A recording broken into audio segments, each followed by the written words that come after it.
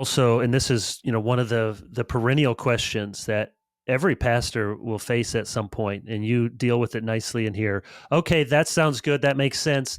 But aren't there texts that say Jesus didn't know something and he didn't, only the Father knew?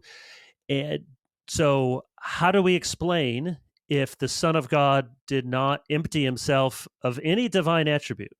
Because the doctrine of simplicity reminds us, no, you don't, you're not a bundle of attributes. You can't just divest yourself and, you know what, I just have 15 of 18 attributes today. It doesn't work like that. Okay, people are tracking, but then how would you understand and explain those passages where it seems like, but wait a second, Christ doesn't know everything?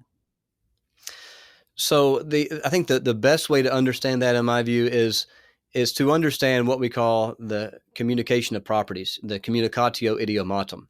And what that means is there are some things that are true of Christ by virtue of his divinity. He's omnipotent, he's omniscient, divine qualities. And there are some things that are true of Christ by virtue of his humanity. As I said just a moment ago about he hungered, he thirsted, his ignorance of the future is another one of those. And so at the same time, we're not dealing with two persons. There's not a divine Christ and a human Christ that are separate persons in the incarnation.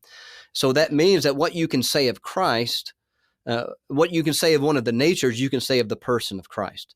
This is what we call the communicatio idiomatum.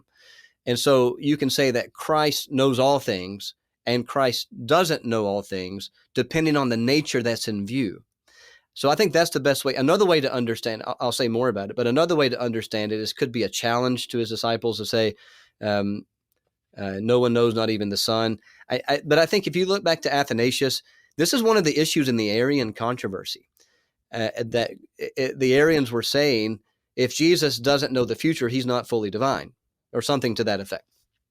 And I think that the best way to understand this is to say, well, because Christ has two natures in the incarnation, the Son doesn't know the future with respect to his human nature, but the Son as Son still knows the future because he's omniscient. And so that's where you can predicate things of the person. There's one person in Christ, because the human nature is not a separate person that does its own thing. It is personalized by virtue of the union with the Son of God in the hypostatic union. So that's a lot of terms there, but that's the sort of way to get to it. Yeah, and absolutely right.